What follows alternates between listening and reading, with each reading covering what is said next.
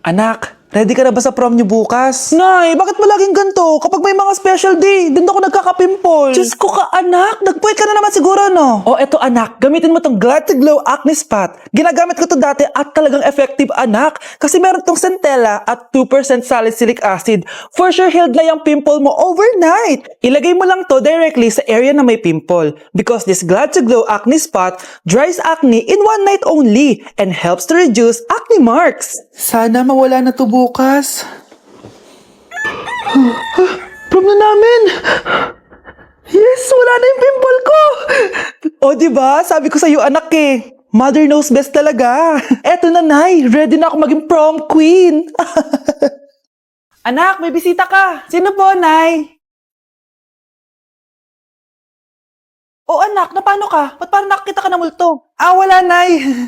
Ma'am, kamusta naman po yung anak ko sa school? Isusumbong ko si Kyle sa inyo, ma'am. Ma'am, bakit? May ginawa ba siya? Yang anak mo kasi, ano po, ma'am? Napakagaling, oo. Masipag at matalino yan sa school, ma'am. Opo, tama, nay. Ay, buti naman. Akala ko kasi kung ano na ginagawa nito eh. Kaso ano, ma'am? May mga kailangan lang ako itanong sa inyo, ma'am, kung totoo ba tong nasa test paper ni Kyle? Patay ako nito. O sige, ma'am. Unang tanong, anong pangalan ng nanay mo? Susan, ang sagot niya. Tama ba, ma'am? Tama naman, ma'am. Pangalawa, ano ang trabaho ng nanay mo? Ang sagot niya, housewife. Tama ba? Oo, ma'am, tama. Okay. Pangatlo, ano ang gustong ginagawa ng nanay mo sa'yo? Pinaglulutuan, binibigyan ng baon. Tama ba? Oo naman, mahal na mahal ko yan si Kyle. Ano ang ayaw na ginagawa ng nanay mo sa'yo? Wala naman nakalagay dyan, di ba ma'am? Kasi wala naman ako ginagawang masama sa kanya. Ang nakalagay dito ay, palaging inuutusan. Pinapalo ng hanger. Anay!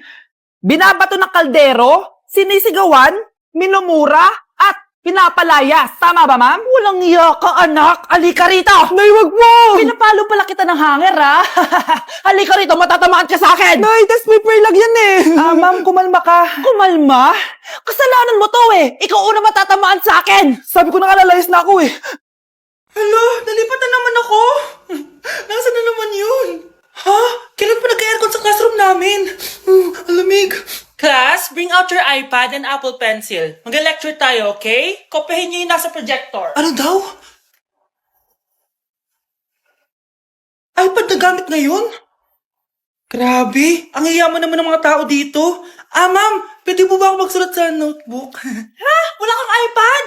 Class, di ba nasa school requirement natin na dapat may iPad kayo, okay? So, babalik ka na sa nanay mo. Di na uso yung notebook dito. Wala naman kaming pambili nun eh. Oh, class, i-share nyo naman kung saan kayo pumupunta tuwing weekends. Ma'am, nasa Japan po kami tuwing weekends kasi malamig dun tapos may snow pa. Ma'am, sa Paris po kami. Nandun po kasi yung Eiffel Tower tapos sila mami po kasi mahilig mag-shopping dun eh. Lu, ang bongga naman ng mga to. Oh, ikaw Scarlett. Sa kwarto ko lang po, ma'am. Kailangan po ba umalis? Hindi naman. Siguro mas gusto ni Scarlett yung nagpapahinga siya sa magandang kwarto niya. Class, magkukulak ako ng class funds ha? 1,000 each student lang. Ha? 1,000 yung class funds dito? Ma'am, card po yung mode of payment ko. Sure, patap na lang. Ayan. Ma'am, ako din po card. Ayan, okay na. Wala na akong pera. Ma'am, pwede ba ako bumalik sa dati kong school? Ang yayaman kasi ng mga tao dito eh. Ay, ganun ba? O sige, i-drop na lang kita ha? O ito po ma'am, card na lang. National ID. Hoy, wag mo sasabihin kay nanay na pupunta ako sa boyfriend ko, ha? Sige na, bye-bye. Hoy, bata ka! Saan ka pupunta? Anay, gagawa lang po kami ng project sa kaklase ko. Wow, kailan ka pa nag-aaral na maayos? Pupuntahan niya yung boyfriend niya. Kaya pula yung labi mo kasi tatakas ka. Anay, humanda ka sa akin. Sasakalin niya daw ako, Nay, oh.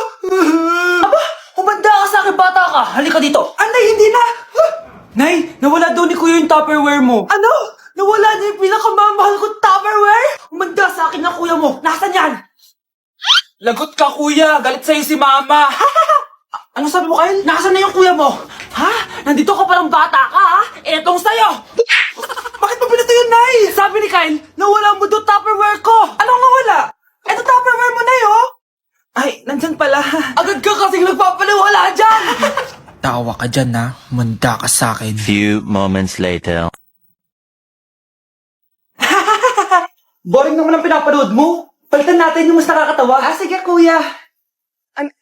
Asking you to kiss me. Hindi naman nakakatawa yan eh. Bastos yan eh. Ayan na, magkikiss na sila. Hay! Mga punyeta kayo? Ano pinapanood nyo? Anay! Si Kyle, Nay. Siya yung nanonood eh. Kyle! Ang bata mo pa! Ganyan na pinapanood mo? Kala ko naman matino ka. Si Kuya yun, Nay eh. No! Simula ngayon, bawal ka na mag-TV.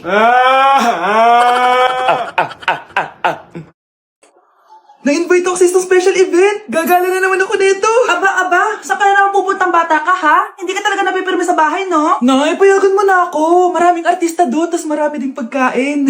O sige, pagdala mo ako na pasalubong, ha? Tsaka pa-shoutout mo ako sa mga artista doon.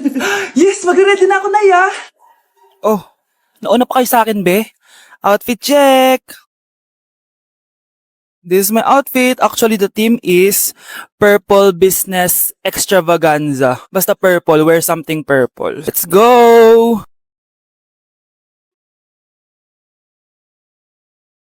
I'm so excited guys kasi balita ako may mga artista daw doon. So, I'll see you guys on the venue. So nakadating na tayo sa venue at invited tayo sa launching ng Pinoy Drop Ball ng Bingo Plus. Pagdating pa lang namin, pinatry na sa amin agad yung Pinoy Drop Ball. So ayun na nga, tinaya ko lahat ng token ko. So ayan guys, hinulog ko na yung 3 bola. Sobrang familiar ng laro na to kasi nakikita ko to sa mga perya dati. Charan! O diba, nanalo agad tayo ng 2. Sobrang useful ng mga napalalunan ko guys. At pumasok na kami sa mismong venue at sobrang ganda guys. At ito yung mga isi-serve na pagkain sa amin guys. Grabe, ang sarap talaga ng mga sinerve nila at ngayon lang ako nakatikim ng mga ganyan be.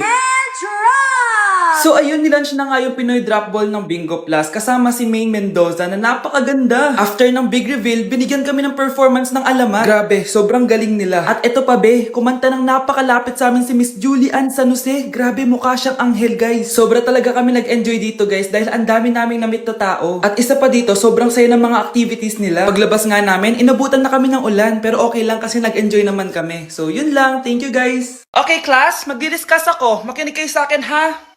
Oh, grabe, ang ganda ko talaga. Masaya na naman siya oh. Manda ka sa akin. Ah, ma'am, di ba po bawal mag-makeup kapag oras ng klase? Si Scarlett kasi nagme-makeup po. Lu, pero pag ikaw pwede? Basto. Ay, oo. Mamaya na yung makeup na yan, Scarlett, ha? Makinig ka sa akin. Aw, di na siya makakapag-retouch. Okay, class. 2 ang naka-perfect sa exam natin. Si Cheska. Expect ko naman na perfect ako eh. At si Scarlett. Perfect din ako. Talagang nilalabanan ako ng babaeng to. Patingin na test paper mo. Ma'am, di ba wrong spelling is wrong? Mali yung pneumonia niya oh. Walang P sa una. Ha? Ay, oo nga. Kulang ng P. Hindi ka na perfect, Scarlett, ha? Ayan, ako na ulit ang highest dito sa klase. Kontrabida talaga tong si Samantha sa buhay ko. Bakit di nagre-reply yung jowa ko? Saan na ba yun? Tagal naman ni Scarlett. Saan na kaya yun? Hi, Miguel. Oh, Samantha. Samahan mo naman ako sa kantin. Libre kita. Di pwede. Hinihintay ko yung jowa ko. Ha? Nasaan na ba yun? Yay! Sasamahan mo ako!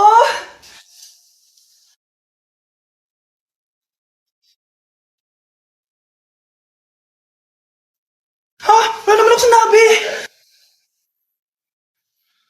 Scarlett? Mainis ka lang. Dapat lang sa'yo. Lahat na lang kinukuha sa akin ni Samantha. Ibubunyag ko na yung sikreto ng pamilya niyo. Dok, bakit ka meron neto, ha? Bakit may picture ka ng nawawala akong anak? Hindi mo ba talaga ako naaalala? Hindi. Sabihin mo sa akin, buhay pa ba ang anak ko? Umalis ka na. Marami pa akong gagawin. Buhay pa ba ang anak ko? Oo! Buhay na buhay ako! Ako ang anak mo na iniwan mo sa palengke dati! Nagtataka ka? Isa na akong trans ngayon. Alam mo, buti na lang may mabait at mayamang pamilyang kumukup sa akin. Kaya maganda yung naging buhay ko. Tignan mo, naging doktor pa ako. Kaya salamat sa'yo at iniwan mo ko. Anak, hinanap kita. Umasa ako na babalik ka. Hindi na importante yan. Ayaw na kita makita at hindi na kita kailangan. Kaya umalis ka na! Hello po. Kamusta po yung pasyente? Dok, si nanay naman yung nagkasakit. Kamusta na siya? Okay naman. Sa iba ko na lang siya ipapaasikaso, ha? Anak, Anak, please! Bakit anak tawag mo sa kanya, Nay? Sure ka ba na habang buhay ka magagalit sa nanay mo? Nakita ko results niya kanina. Anytime, pwede siya mawala. Magpapahangin lang ako. Nasaan na sila? Hello, nurse? Nasaan yung pasyente dito sa room 214? Anak? Ako ba hanap mo? Nay, akala ko may masamang nangyari na sa'yo. Anak, hindi na kita iiwan. Good news! False alarm lang pala yung nakita namin result sa nanay mo. Ibig sabihin, magiging okay siya. Salamat naman. Nay, ayoko na mawala ka sa akin, ha? Yay! May ate na ako!